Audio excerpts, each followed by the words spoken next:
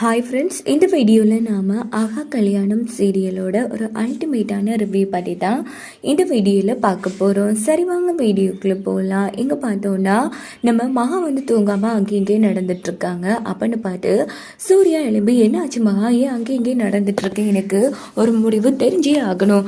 நீங்கள் என்ன ஏற்றுக்காமல் போனதுக்கு ஒரு காரணம் சொல்லுங்கள், ஆனால் உங்களை நான் ஏற்றுக்காமல் இருக்கிறதுக்கு 1000 காரணம் இருக்குது தெரியுமா அப்படின்னதும் உடனே சூர்யா எழுந்திரிச்சு வந்து என்னது நீ என்ன ஏற்றுக்காம 1000 காரணம் இருக்கா, எங்க ஒரு காரணத்தை சொல்ல பார்க்கலாம் அப்படின்னு சூர்யா சொல்றாங்க. ஏங்க நான் ஒரு காரணம் சொல்லணும், அந்த 1000 காரணத்தையே சொல்றேன் கேளுங்க அப்படின்னு சொல்லிட்டு மகா வந்து மூச்சு விடாம ஒவ்வொரு காரணமா சொல்லிட்டு இருக்காங்க.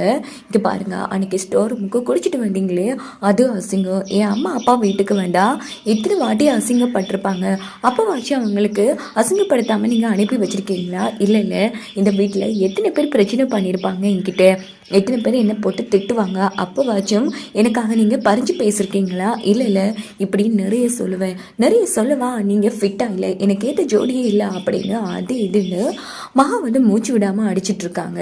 போதும் போதும் நிப்பாட்டு, இங்கே பாரு நீ சொன்ன காரணம் இவ்வளவும் போதும் அப்படின்னதும் இங்கே பாருங்க இன்னும் இருக்கு தெரியுமா அப்படின்னதும் போதுமா தாயே, நீ இப்போ வரைக்கும் சொன்னதெல்லாம் போதும், இந்த தண்ணியை குடி அப்படின்னு சூர்யா கொடுத்ததும் ஆஹா நான் சொன்ன காரணத்தெல்லாம் கேட்டு பயந்து போய் எனக்கு மதிச்சு தண்ணி கொடுக்குறீங்களா? இல்லைம்மா, மனிதாபிமானத்தில் தண்ணி கொடுக்குறேன், இந்த தண்ணியை குடிச்சுக்கோ அப்படின்னதும் மகா வந்து செம டென்ஷன் ஆகுறாங்க. ஆனால் ஒன்று மட்டும் சொல்கிறேன், நாளைக்கு சாயங்காலம் 6 மணி வரைக்கும் உங்களுக்கு டைம் தருவா, அதுக்குள்ளே நீங்கள் என்ன ஏற்றுக்காமல் இருக்கிறதுக்குரிய காரணம் ஒன்று சொல்ல இல்லை அவ்வளோதான் அப்படின்னு டென்ஷன் ஆகிட்டு மகா வந்து தூக்கிட்டுறாங்க. என்ன இவ்வளோ மோசமானவளாக இருக்கா, ஐயோ என்னடாப்பா இப்படி பண்ணிகிட்ருக்கா அப்படின்னு சூர்யா வந்து பயந்துட்டு தூங்குறாங்க. மறுநாள் காலையில் பார்த்தோன்னா ஏர்லி மார்னிங்கே நேராக கார்டனில் வந்து சூர்யா வந்து எக்ஸசைஸ் பண்ணிகிட்ருக்காங்க.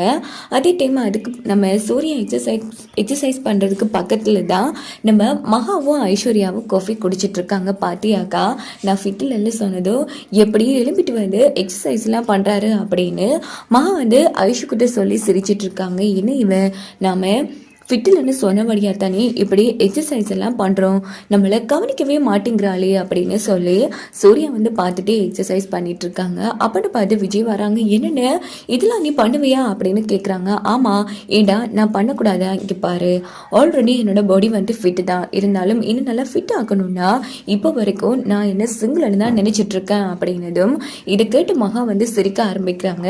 அப்போ நம்ம ஐஸ்வர்யா வந்து யார், நீங்கள் சிங்கிளா, இல்லை நீங்கள் அங்கத்தை வரல ஒன்று ஆகிட்டீங்க அப்படின்னதும் ஐஸ்வர்யா ஓவரா பேசாதீங்க, பாரு மேட்ரிமோனியில் போய் என் ஃபோட்டோ பார்த்தா போதும், அவ்வளோதான், எவ்வளோ பொண்ணுங்க கியூவில் நிற்பாங்கன்னு தெரியுமா அப்படின்னதும் இங்கே பாருக்கா மேட்ரிமோனிலாம் போட தேவையில்லை, ஏதோ செகண்ட் அக்கௌண்ட் இருக்குல்ல அதில் போட்டோன்னா சேலுக்கு போவார், ஏன்னா இவர் செகண்டரி ஆச்சு அப்படின்னு மகாவும் ஐஸ்வர்யாவும் செமையாக கலாய்ச்சதும் அவங்க வச்சிருந்த இரும்பு எடுத்துட்டு மகாவையும் ஐஸ்வர்யா துரத்திட்டு போகிறாங்க. சூர்யா ஆமாம் இல்லை அண்ணே நல்ல சேல் கிடைக்கும் அப்படின்னு விஜய் சொன்னதும் விஜய் வந்து துரத்திட்டு போகிறாங்க. அதுக்கப்புறமா கொஞ்சம் நேரம் கழிச்சு நம்ம மகாவும் ஐஷுவும் கிச்சனில் வந்து சமைச்சிட்டு இருக்காங்க.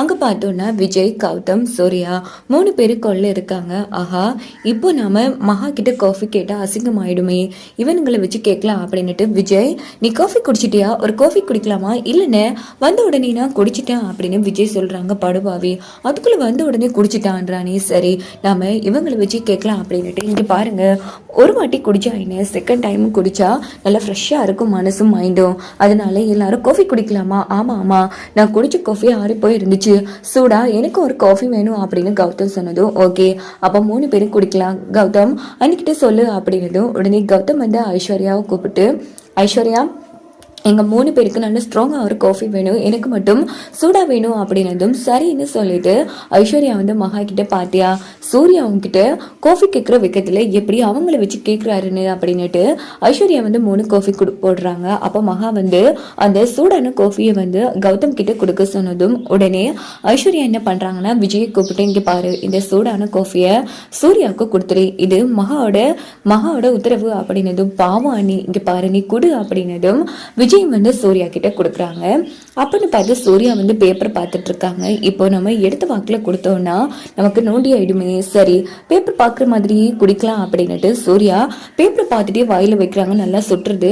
ஐயோ அம்மா அப்படின்னு கத்தினதும் ஐயோ என்ன ஆச்சு அப்படின்னு மகாவும் பதட்டப்படுறாங்க. அதுவா சூடான காஃபி அவருக்கு கொடுத்துட்டா அப்படின்னு ஐஸ்வர்யா சொன்னது. என்னக்கா நீ இப்படி பண்ணிட்ட அப்படின்னு கேட்குறாங்க. இந்த பக்கம் பார்த்தோம்னா நம்ம விஜய் வந்து என்ன ஆச்சுன்னா அதெல்லாம் ஒன்றும் இல்லைடா, ஃபுட் அலர்ஜிக் அதான் அப்படின்னு சமாளிச்சுட்டு காஃபி எடுத்துட்டு நேராக மாடிக்கு போய் என்ன இவன் இப்படி மாறிட்டா, இதை நான் கொஞ்சம் கூட எதிர்பார்க்க இல்லையே, மகா இப்படி பண்ணுவான்னு நான் கொஞ்சம் கூட எதிர்பார்க்க இல்லை அப்படின்னு சூர்யா வந்து பதட்டப்படுறாங்க. அப்படின்னு பார்த்து விஜய் வந்து அந்த என்ன அண்ணி இப்படி பண்ணிட்டீங்க, இதுவும் தேவைதான் அவருக்கு, இன்னமும் தேவைதான் அப்படின்னு நம்ம ஐஸ்வர்யா வந்து பேசிட்டு இருக்காங்க.